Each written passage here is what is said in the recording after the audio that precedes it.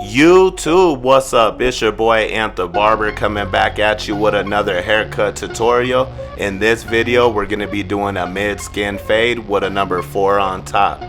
So typically I like to begin by brushing or combing out my client's hair, but clearly it wasn't necessary here. So I'm actually going to come in with my Wall number 2 premium guard. And as you can see, I'm going right to his parietal ridge, and then I'm going directly off of his head. So I'm kind of just clearing up my workspace, if you will. I've never cut him before, so I'm just kind of seeing what his hair looks like as I take it down. And the more I clear it out, the better I'm going to be able to see the fade that I'm about to give him.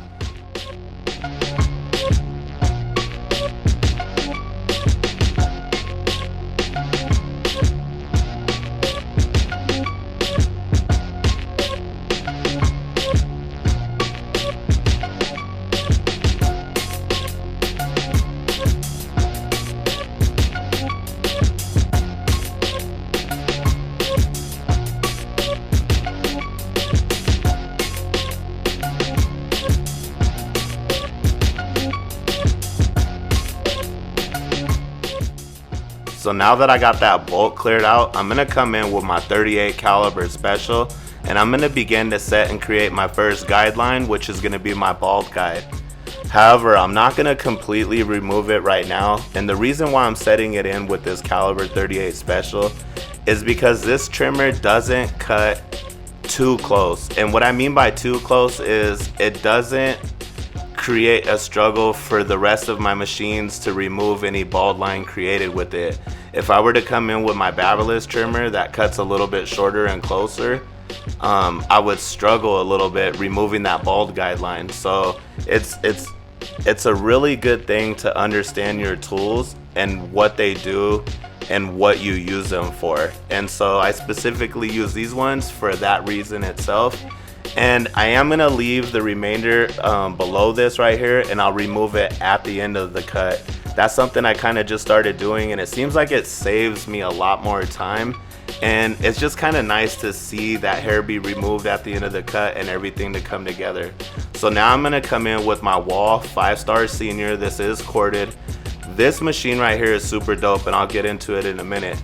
But I'm going to come in with my lever fully open, and I'm going to begin to set and create my next guideline. So once this guideline is created, you're going to notice that I'll close my lever and I'll begin to blend from the bottom of that guide right back towards the top of that guide. And little by little, as I work my way up, you'll notice that I'll open my lever. And every time I do that, you're going to notice that that bald guideline is moving up with me. But that's okay, because that's exactly what I'm looking for. By the time I get back to the top of that guide with the lever fully open, it'll be completely blended out. So back to this dope machine that you see me using right here. This right here was a gift from Velour Customs. Super dope individual. You guys should check him out on Instagram. Go look at his work. And he's a really humble dude. Like, I mean, you know, there's so much talent out there in the world, and a lot of it's overlooked because people are like cocky or arrogant, or they get to a position where they just don't think they need people anymore. And this dude is an amazing artist at what he does.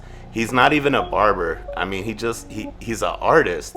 And what he did to these clippers right here is straight art, no doubt about it. And I just want to say thank you, dude. I appreciate you. I'm not even sure if he's gonna watch this, but I definitely want you guys to go check out his Instagram and check his workout.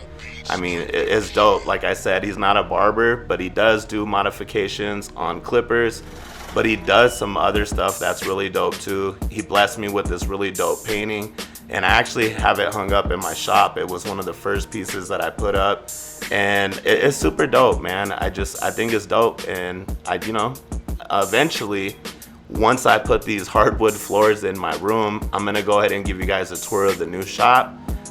It's just not complete yet, but I am filming in it. This is where I'm filming in it right now. And I think in some shots you will be able to see the hardwood floor on the floor, but not installed, just in packages.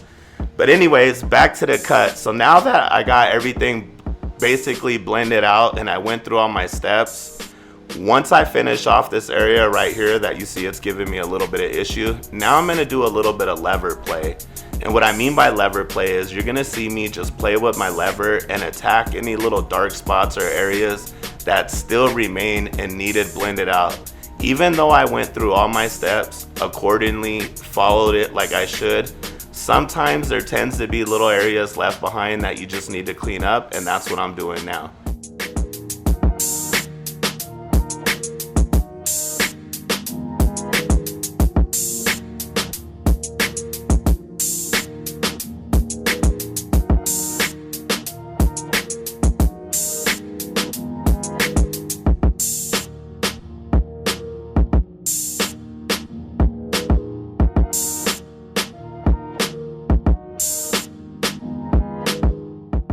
So now that I have that guide blended out, I'm now gonna come in with my wall number 1 color guard, and I'm gonna begin to set and create my next guideline. I am gonna give myself the same amount of space that I gave myself with the previous guide. That way I keep everything consistent with this blend. Once I go up with the lever fully open and I set and create my guideline, then you're gonna see that I'll close my lever and I'll begin to blend from the bottom of that guide right back up to the top of the guide where I just left off with the lever fully open. So literally right underneath it. That one fully open is just to assist me with my transition into my next guide. So typically that one closed tends to leave weight behind, but that's okay because I'm going to show you how to remove that in the next step.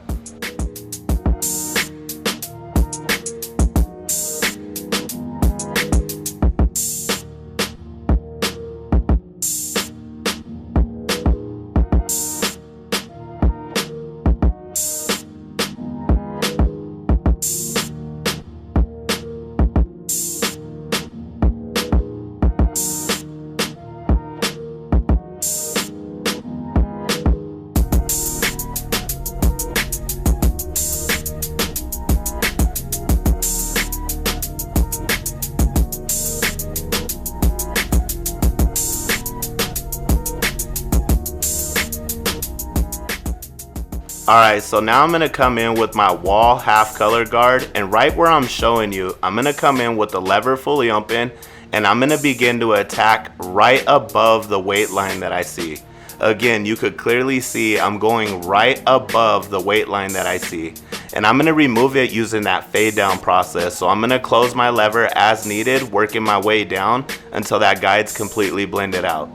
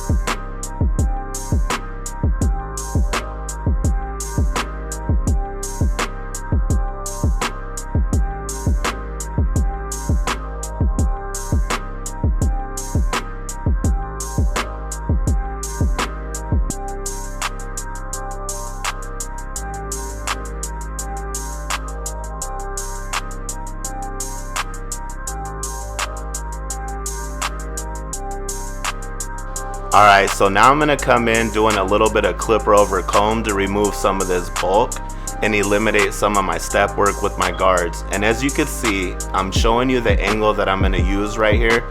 And the reason why I'm choosing this angle is because I want to retain somewhat of a boxy shape for my client, because I feel like it'll complement his head a little bit more opposed to rounding it off. And so just like I showed you with my comb, I'm gonna put my comb directly on his head and angle it directly up. So I'm literally gonna keep it like a square, literally. Once I place my comb, you see me doing it now, and I'm angling it directly straight up, and anything that happens to fall in the teeth, that's what I'm removing. I do have a number 1 guard closed on my clipper, and the reason why I choose to do that is it's just kind of like a safety net. With that number 1 guard on there, it's not removing as much hair as it would as if I came in with the lever fully open with no guard or even closed. So I'm not as committed, and it just knocks off just enough to where if I don't take it out, one more stroke with the comb and then it'll be removed. And to me, that's just a little more comforting than going in and actually removing a little too much and having to raise my blend. That's what I'm trying to avoid using this clipper over comb. Is right here I'm using this comb to transition that blend into that length on top. And what it's allowing me to do is it's allowing me to see what I need to clean up in between after what's left from doing clipper over comb. And so I hope that makes sense. I actually filmed a video where I was gonna share clipper over comb and explain it because a lot of you guys have been asking me, but after watching Barber's tutorial they just dropped yesterday, there's no way I could follow that up. My dudes over there knocked it out perfectly. So for those of you struggling with clipper over comb, make sure you go check out Barber's channel. There's an amazing tutorial that's on exactly just that.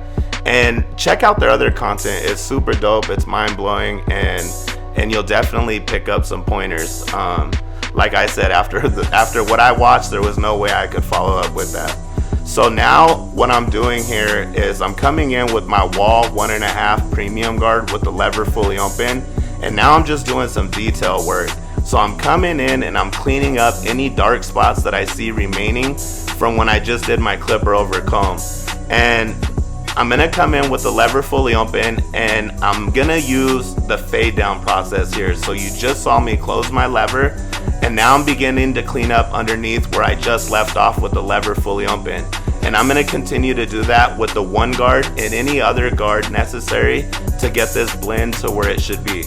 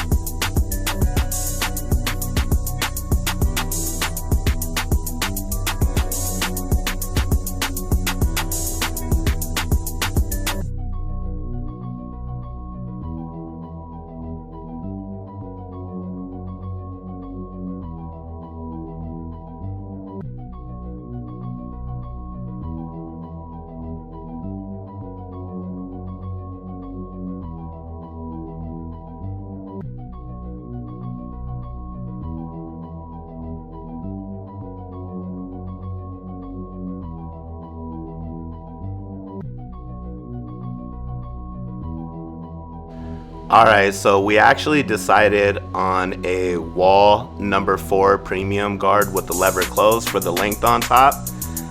His mom didn't let me know what she wanted done with the top. She actually gave me free range on his haircut, and I didn't get the free range until after the haircut was started, and she actually dropped him off. And so she wasn't just right there to make the call. That's why I'm doing this last. Typically I would do this in the beginning of the haircut, but I'm gonna go ahead and use my wall number 4 premium guard with the lever closed, and I'm just gonna knock everything down evenly and make sure that he has an overall clean cut. Alright, so right here I'm gonna show you the front area of my client's hair, and right where I'm using the comb now, you could see that's a troubled area. And so I'm kind of just evaluating it, and this is something I do with every client's lineup because they're all different. Not everybody could obtain a really clean, boxy look without being pushed back horribly, or some people, their lineup it's rounded off and they have, you know, a receding hairline or a widow's peak, or, you know, you have to approach everything differently. So what I chose to do was attack in the middle and work my way to the weakest side. And the length that I chose for his lineup was his highest point right there in the weakest side. So that's exactly where I took it immediately, and now I'm gonna work my way off of that. Once I clean up this side of the area, or this side of his lineup, then I'll make my way to the other side following the same exact steps. But clearly we could all see that the other side is gonna be a lot easier because it's not as troubled. So we could all see that that's all overhang. It is a number 4 closed on top, so that is length. So by me applying that hold spray, it kept everything together, and it's gonna allow his lineup to look really sharp and crispy and maintain its crispiness after he showers and all that, because I kept everything in place to keep it consistent. Excuse me. And I just wanted to also say that we could all see that I'm not pushing anything back. I'm keeping everything very natural but sharp at the same time.